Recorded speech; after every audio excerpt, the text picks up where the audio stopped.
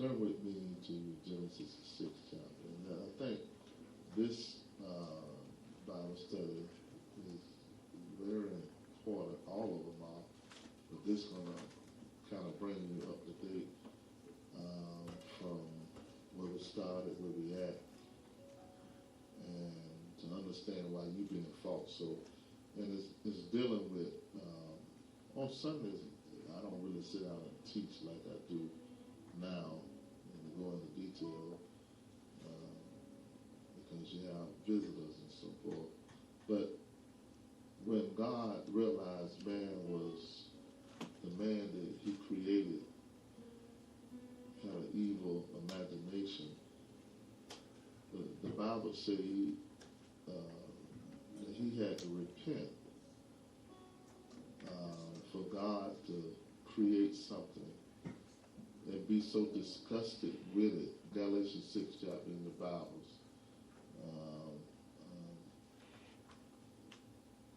Jenna, you got everything on your phone?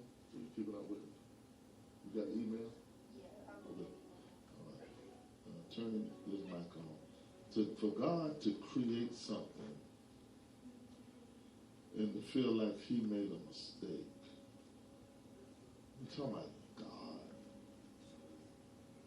God, he didn't feel that way about the dogs or the other creatures. Genesis 6 and 5 and 6. It said, God saw that the wickedness of man was great in the earth, and that every imagination of the thoughts of his heart was only evil continually. And it repented the Lord that he had made man on the earth, and it grieved him at his heart. Now, for God to create something, and he feel, man, I messed up. I mean, he didn't do that with the giraffe, the lion, the tiger. I mean, all them vicious creatures out there in the African jungle, the elephant. None of you know, a big old elephant is scared of a little bitty rat. It's a softness in the creatures that God made, but man, he's just evil. Now, this portion where we had in Genesis 6 here is after the flood. So he done killed every human being on the earth in Genesis 6. If you go in your Bibles, I'm going to be jumping around, so y'all got to hop with me. We're going to go to your Bible in Genesis 6, and you'll see where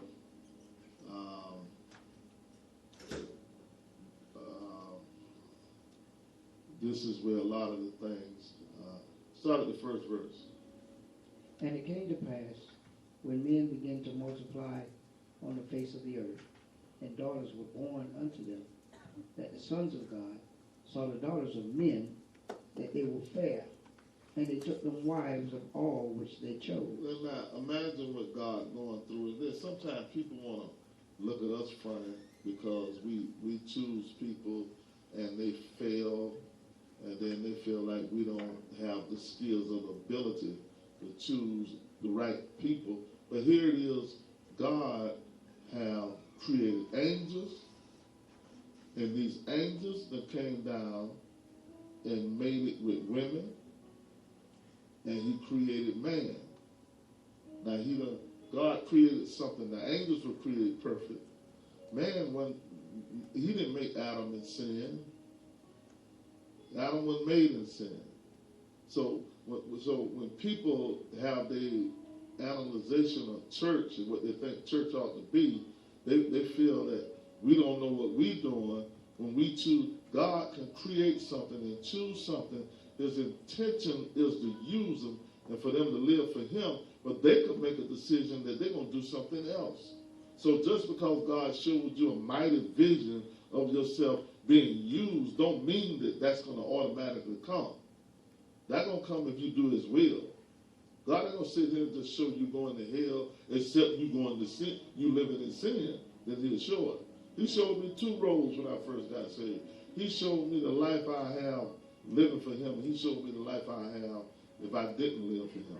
And every child of God is supposed to have that dream or that vision. He'll show you, if you don't live for me, this is the way you're going to live. And some people stuck on people running around telling them, oh, you're going to be blessed, you're going to be used. If you don't live for God, you're going to hell, and you're going to suffer before you go to hell. All of us had to make a decision one day. I had to give up something. You had to give up something. Everybody had to give up something. I couldn't bring everything along with me. If you got to drop you know you got to drop everything else. I couldn't even bring me and myself and I with me. His old job was to change me. So God created man. Now read that second verse. What it say? And that the sons of God saw the daughters of men, that they were fair, and they took them wives of all which they chose. And the Lord said, my spirit shall not always strive with man, for that he also is flesh. Yet his days shall be 120 years. There were giants in the earth in those days. And also after that, when the sons of God came in unto the daughters of men, and they bare children to them, and the same became mighty men which were of old, men of renown. And God saw that the wickedness of man was great in the earth, and that every imagination of the thoughts. So this actually was the cause of the flood. This wasn't after the flood. This is what made God come to feeling the way he felt. When he saw, wait a minute, I made the angels, and I made man, and they don't want to do what I say. And that's what we're dealing with today. You weren't just born. You were born, and then you were born again, or you were born, and he brought you to the truth. God already knows the world is evil, and he's saying to him, he said, the regular man I made, they're evil. So without me, they ain't nothing. They're just walking dead people. And then he picked you out of all the people in the world, all the people in your family, your class and everything. He picked you out with your messed up self. Because what? Because he know I can clean up anything. But they gotta want me. Tell somebody you gotta want him. He ain't finna break your arm. He ain't finna break your arm. He ain't finna twist you up. You either gonna want him and accept him, or he said you either with me or you against me. And that's the way your life gonna be. Now look, when he came to this conclusion, start at the 9th verse, what did it say? These are the don't talk there. We can hear it in that mic. They can hear what you're saying. All right. Go ahead. These are the generations of Noah. Noah was a just man and perfect in his generations. And Noah walked with God. And Noah begot 3 sons, Shem, Ham, and Japheth. The earth also he lodged with one Simon a tanner, whose house is by the seaside. He shall tell thee what thou oughtest to do. And when the angel which spake unto Cornelius was departed, he called 2 of his household servants and a devout soldier. Now let's go down here to the 9th verse and look at how God had to deal with Peter, because Peter, remember, Jesus said, don't you go to the Gentiles, don't you go to the Samaritans. But now God had to come to Peter in a vision and show him something. Read Acts 10 and 9, what it say? On the morrow, as they went on their journey and drew nigh unto the city, Peter went up upon the housetop to pray about the 6th hour. And he became very hungry and would have eaten.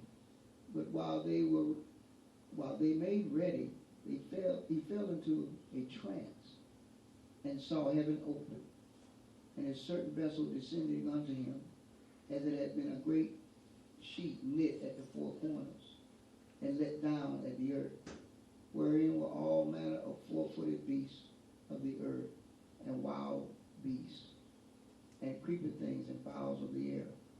And there came a voice to him, Rise, Peter, kill and eat. But Peter said, Not so, Lord, for I have never eaten anything that is common or unclean. And the voice spake unto him again the second time, what God had cleansed, that call not thou common. Now, what's taking place now? God's showing him in a vision that he eat pig and pork. He's showing him something that they wasn't able to eat. They call it unclean. Now God's showing him that he was encountering with something that God said. And God saying, now, what I done cleansed, don't you sit there and call it common no more. He said, I done cleansed it.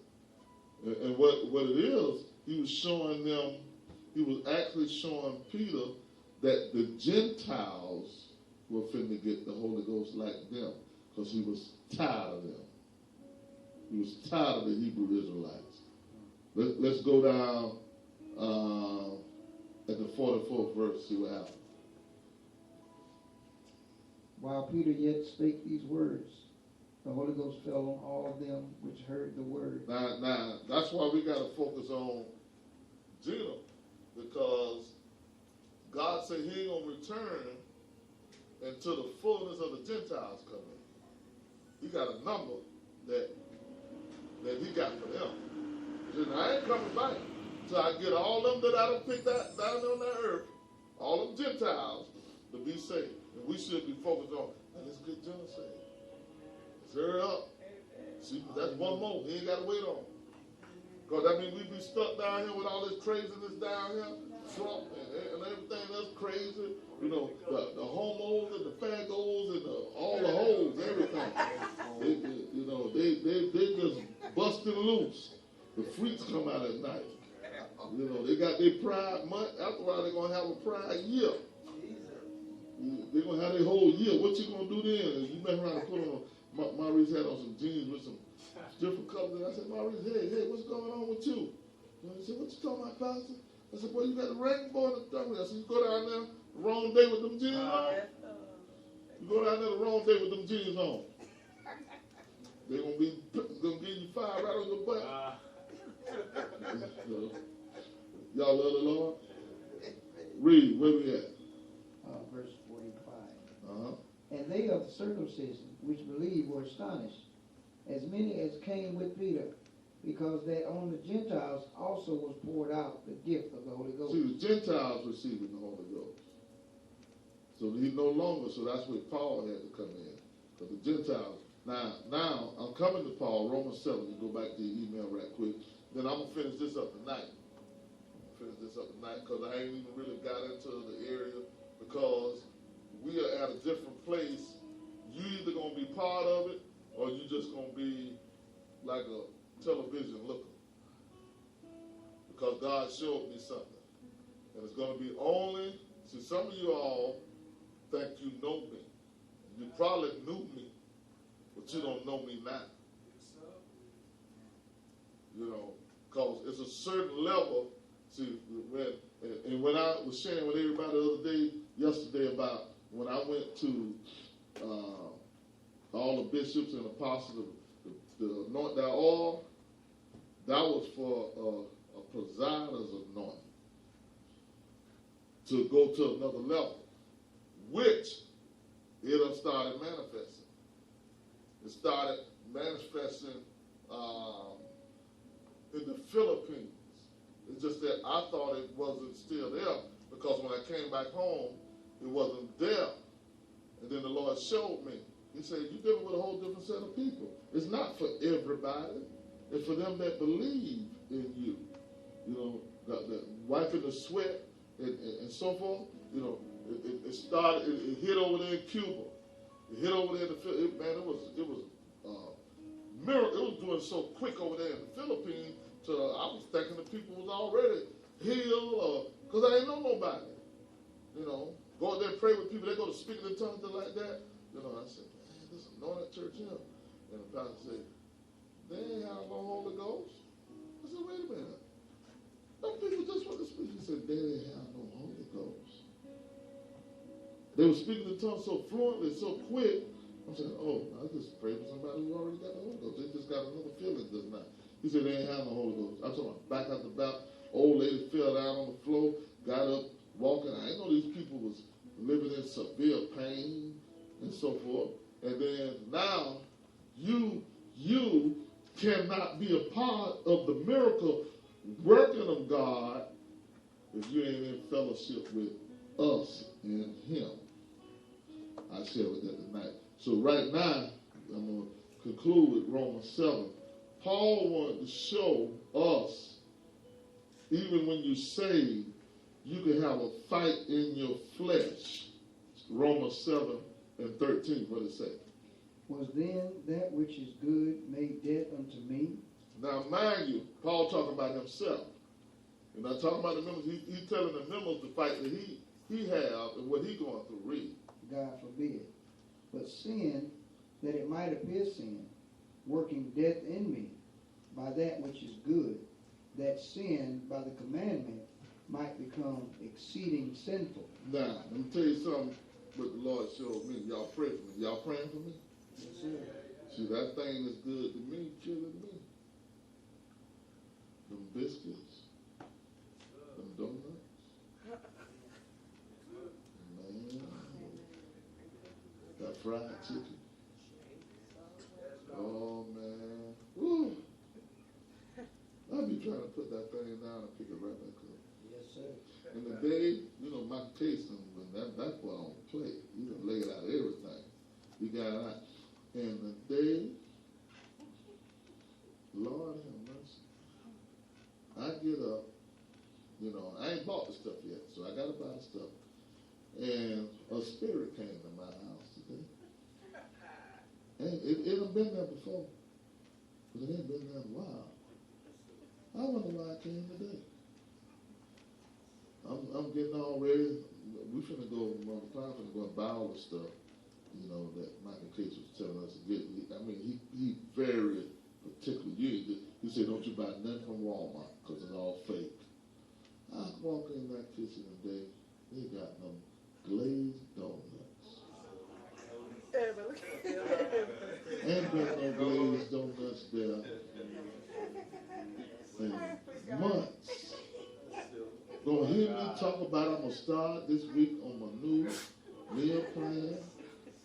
But this morning I walked in here and I saw them glazed donuts. I said, that's the devil. And I ate one. That thing good to me, but it's killing me. And I gotta bite off. Now you got you another thing that's good that you ain't killing you. I'm telling you. So Paul is him sharing. He might have just been biscuits with him too. He wasn't smoking no crack back then, you know. So whatever he had, it was good to him, but it was killing him. Read what it says. Verse 14. For we know that the law is spiritual, but I am carnal, sold unto sin. For that which I do, I allow not. For what I would, that do I not. But what I hate, that do I.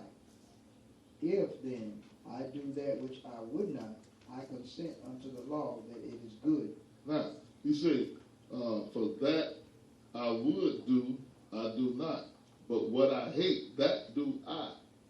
You see, what I hate, that's what I keep doing. So Paul is I'm so glad God got the Bible with men who ain't proud, who telling you how they grew up.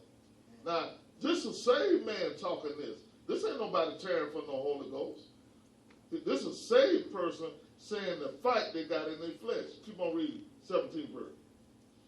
Now then, it is no more I that do it, but sin that dwelleth in me. He said, hold up. He said, this ain't none of me, because I don't want to do this. He said, sin in me. It's another member that came inside of me, and it got me because my heart, I really want to live for God. People, and that's what I was sharing. People be thinking people be having fun out there and sin. Not no saved person. They ain't having no fun. They locked into something. And Paul, read that 17th verse again, what it say? Now then, it is no more I that do it, but sin that dwelleth in me. Keep on reading. For I know that in me, that is, in my flesh, dwelleth no good thing. For to will is present with me, but how to perform that which is good, I find The man none. said, how to do good. I don't even know how to do it. He said, I can't do it on my own. He said, look, I want to live right. I want to do God's will. I want to do it, but I can't do it. I can't find it within myself. He said, within me, in my flesh dwelleth no good thing. Read 19th verse. For the good that I would, I do not. But the evil which I would not, that I do. So as a pastor, if a pastor be passive and always, being passive with dealing with saints who are struggling, man, somewhere down the road, you got to be real. You got to be real with them. Hold on. Hello? Yes. I'm teaching right now. What you need? I'll text it to you, all right? Y'all love the Lord? Amen. Tell the Lord thank you. I had to answer because I'm normally getting on call from that number, and I would normally be emergencies when I get that number, but that wasn't. Y'all love the Lord? Amen. Tell the Lord thank you, Jesus. Thank you, Jesus. So Paul is sharing that if you can have a struggle in your flesh, he says, so I'm gonna stop blaming it on me. Read the 23rd verse. What it say? But I see another law in my members, warring against the law of my mind. He said, now I see a whole nother member inside of me. It's something that's inside of me. I see a whole nother law in my members. My body, I see my body parts. I feel me, but it's something inside, man, it's something inside of me. That thing at the top of me when I said, now don't let this morning. That thing, he said, you know you finna start that meal plan.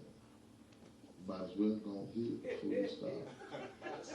I remember that crowd used to do me like that. Just do one. Just do one. I said, Lord, you mean fried chicken and all this stuff got me just like that dope had me. And that dope just get one. That thing told me this morning, okay, you finna start. You know you can't start today because you ain't bought the stuff. You're going to buy the stuff today and you're going to start tomorrow morning. So go ahead and get one. And I was obedient to my flesh. Y'all love the Lord? And why God sent me through this to make me understand what you're dealing with now. Yours can be with something else different. But desiring to do something. My desire is I want to eat better, eat right. But before I get to that place, I'm fighting in my flesh to something that's good to me, but it's death to me. Knowing you keep eating this stuff, you're going to clog up your arteries. You can have a heart attack. You can have a stroke. You keep doing it. Who that was? Somebody, one of the athletes or something had a heart attack day before yesterday or something. I know one got their arm cut off, one got killed, but one of them, somebody had a heart attack. So it ain't running no more. It's on. Y'all love the Lord. Okay, let's. In my conclusion, let's go to the 24th verse, Romans 7:24. What is it? O wretched man that I am, who shall deliver me from the body of this death? Keep on reading. I thank God through Jesus Christ our Lord. So then, with the mind, I myself serve the law of God, but with the flesh, the law of sin. He said, so now, let me help you all. He said, now, how I learned how to fight it, he said, I got to let this mind that I have be in Christ Jesus. He said, now, if I do what my flesh want to do, then my flesh going to cause me to live under the law of sin. My mind and my heart keep bothering with me about, you love God. You know you want to live for God. He said, so I got to let my mind be in Christ Jesus. Tell somebody that's what salvation is. God taking over your mind. And then when that small, still voice said, get away from this, get away from this. You know, now, it would have been a struggle this morning if I'd have had my meal plan there and them donuts there. You better not bring no more donuts there. Right. You know, let the devil use you like that, child. You ain't bought no donuts in months. You're going to wait till you hear me preaching yesterday. I started my meal plan. I looked at that thing. I said, this the devil. How these donuts here today? And knowing I'm supposed to start changing. The Lord had it well. I ain't have my good stuff, so I went on here and ate the bad stuff. I'm going to start tomorrow. Y'all love the Lord? Tell the Lord, thank you, Jesus. So everybody, you have to fight the thing. It's so easy to do wrong. But your difference is, the reason why you ain't happy is because you done had a taste of God. You done call on his name. You know how real he is. There's another person out there that don't even know, but here it is, you done got a taste of God. You see this thing real, you calling on Jesus, and you feel a little difference and so forth, and now your mind and your heart saying, you know what, you really need to do this Jesus thing. But your flesh keep going back to the thing that's good to your flesh, but it's killing you. Y'all know I'm telling the truth. You know, your flesh want that. And your flesh gonna obey the law of sin. And your mind and your heart say, now, you know you don't need to do that. You don't need to do that.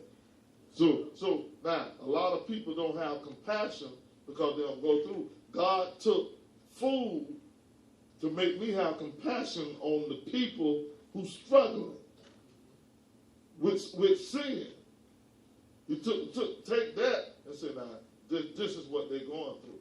So Paul had this thing, so I don't mean Paul was out there drinking no liquor or smoking no dope or nothing like that nature. God taking his thing, just like he's showing me this. Paul had this thing to understand what the people he ministered to going through, because he's saying, now, you know what? He probably had some chicken too.